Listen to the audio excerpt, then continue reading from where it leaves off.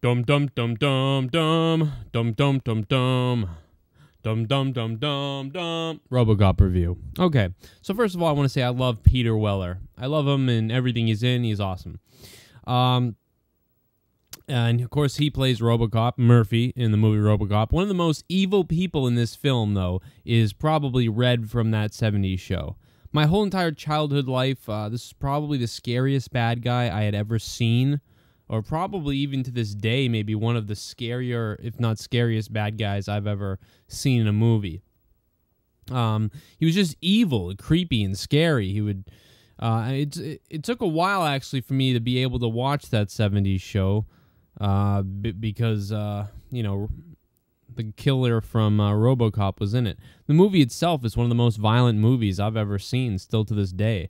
I mean, still in movies now, you could have hundreds more people shot up and things like that, but they're never quite the shots and cuts that you get in some of those scenes in Robocop. I mean, it's very gruesome. Anyway, my favorite scene at the beginning of the movie is when the robot from that Dick guy that he makes is supposed to be testing him out in front of everybody in the office meeting, and ends up killing that dude. Pretty hilarious, but who didn't see it coming? Anyway, so Murphy, new cop on the force, partners up with this dumb bitch, and they decide to go out on their first day or whatever. And eventually they catch up with the bad guys, with Red Foreman and his van full of cronies. I also want to say that during this gunfight, when they first engage them, this one guy like spreads his legs and drops down in front of the doors. And I'm sorry, but putting my nutsack exposed to the oncoming gunfire is the last thing I would want to do. There are three things that I'm worried about if I'm in a gunfight: my penis and balls, my heart and brain. Those are the three things that I'm most concerned about. But apparently he doesn't have a penis or something. I don't know. But anyway, Murphy and his partner chase these guys to some warehouse type of place or steel mill place or whatever it is. When they get there, this really pisses me off because it was 5 armed guys in a warehouse now, because they get there and the van's been abandoned. So now these 2 cops don't get back up. Then they have to remember that there's 5 armed cop killers in there somewhere who know the layout, and they are unfamiliar with the layout, we can assume. Plus, there could be more bad guys that they don't even know about, but for some reason, fuck it, let's just go in anyway. And not only that, but let's split up. Split up. There's 5 armed cop killers in here somewhere. We're not sure of the layout. Backup isn't coming, but let's split up. That's a good idea. What did they think they were going to do when they made an arrest? Unless they were just going to go in and kill these people, which would be okay, but they don't. Anyway, you know why it is? Because the plot needs them to be. That's why. That's why 2 cops go in and decide to split up. That's exactly why. Because he has to get killed and she has to witness it at the end and somehow get away and doesn't help at all. And why did she go in there? Anyway, the dumb bitch gets beaten up. Murphy kills one of the bad guys and tries to arrest the other. Now, knowing that there's at least 4 others around, for some reason, Murphy tries to arrest this guy. What did he think he was going to do? Walk out of there with everyone in handcuffs? What? This just makes no fucking sense. I'm not a cop, but I know this is suicide. Now, if he had gone in thinking he was going to kill all of them and not even make an arrest, well, then that would make a little bit more sense, because that you could possibly get away with, probably. But it wouldn't be lawful, so of course Murphy isn't going to do that, which makes no sense. Anyway, of course the others all show up and shoot Murphy's hand off, laugh at him, and then shoot him more. In fact, they don't shoot him more, they shoot him 50 fucking times. I've watched this movie, I've watched this part several times. They shoot him 50 fucking times. Nobody would still be alive. I don't care if he was wearing a bulletproof vest or whatever he's got on for armor. He was shot, his hand was blown off with 1 shot. Then they fired 50 rounds of shotguns, machine guns, and other guns. 50 rounds. Yet, after the 50 rounds, Murphy is falling to his knees screaming, "Ah! Ah!" No fucking way. But of course he is alive because Clarence has to shoot him in the head. So of course Red Fox shoots him in the head and says the fun's over. Yeah, so they shot him 50 times. No one would be moving like this. It's just absolute horse dog shit. The only way he would be moving, this really fucking pisses me off. The only way he would be moving is if after they shot him in the hand, for some reason he turned into a fucking zombie, and that's why Red Foreman decided to shoot him in the fucking head. Because he was a zombie. But that's not what happened. What the fuck?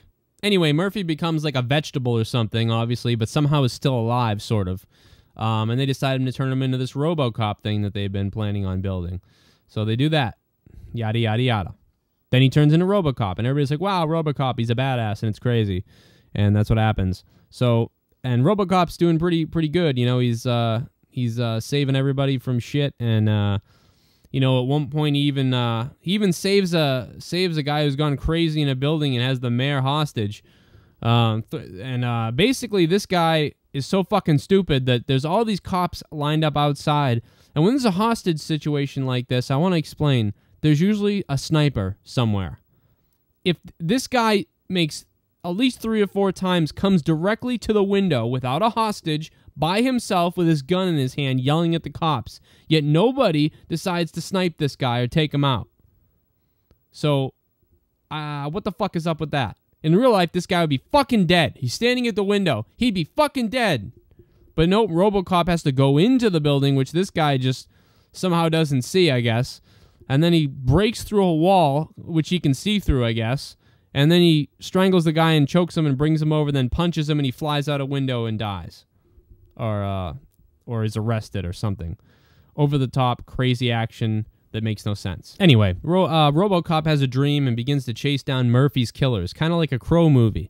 He runs into one of the bad guys, and when he has him at gunpoint, he repeats the line that he said to the same man before he was shot 50 times by his friends. He says, "Dead or alive, you're coming with me." All of a sudden, the bad guy says, "Wait, I know you, you're dead. We killed you. We killed you." Well, how from that line would this guy jump to the conclusion that it's the guy they fired 50 rounds into? How does he not just think that this is something maybe Detroit cops are saying? How is this any different than put your hands behind your back and drop the gun? What's the difference? He just assumes that this is the same guy? Why? For a normal person to believe someone has come back from the dead and lives in a gigantic robot machine, they would probably need more proof than this simple phrase. Now, some people say, well, maybe he didn't know he really was dead. Fuck that. If I saw a guy get his hand blown off, shot 50 times, and then shot in the head, there is no question in my mind about ever thinking that that guy would be alive again. Especially not after some generic phrase about come with me, dead or alive, or something like that. It would have to be something insanely personal that only that guy would know, and even then I still might not believe it. Unless this guy can identify him by his lips. I had to realize it was him, even though it really didn't, because this guy means absolutely nothing, because even if he does kill this guy, he doesn't end up telling everybody about the robot. That's not even what happens. A movie like this, for some guy to say, I know you, we killed you, normally what happens is this crony would go back and tell him, hey, the robot fucking guy killed me, and it was that guy that we shot 50 times, he's back from the dead, he's gonna kill us all, or something. And then the movie would go like that. When I first saw this movie, well, when I first saw this movie a second time, like when I was older, that's where I actually thought the movie was going. I thought Robocop was going to hunt down each one of these guys and they were going to know it was him. But that's not what happens. Actually, this guy just fucking runs into Robocop and is like, holy shit, and fuck. And then later on, he's not, even though Robocop, you know, shoots his bike and he crashes into a car, later on he's found just drinking on a sidewalk watching TV. And then when his friends show up and Red Fox shows up, he's just like, oh, hey, how you doing? You know, what's up? Oh, here's some guns. You know, he never makes any mention about the robot. So I don't even know why they had to have that scene or that line in the movie. It makes no fucking sense. Backing up a little bit, it also makes no sense that before Robocop had this weird dream premonition thing and went out and started looking for these people, Officer Ann Lewis finds him in the hallway and she's like, Murph, it's you. Murph, it's you. How does she know it's him? By his lips? Does he have the most identifiable lips on the planet? Not enough has been said for her to know who he is, unless she already knew, but no one told us she knew. So what the fuck is going on? This doesn't make any sense. You know what? If they wanted to do something, they could have really quickly put something in where she knew that they were going to use Murphy, and she was against it or something like that. Or who knows what. I don't know. But something. How did everybody knows who this guy is somehow, even though he's in a gigantic Tin Man outfit? And was shot 50 times and had a funeral. Could have shown her looking up his record, file, something about this. But for some reason, she just assumes it's him and knows it. Could have had him with his helmet off like they did at the end of the movie when he has to unscrew his helmet in front of her. They could have done something like that. Unless I'm missing something. Did I miss something? I don't know. Part 2, coming soon.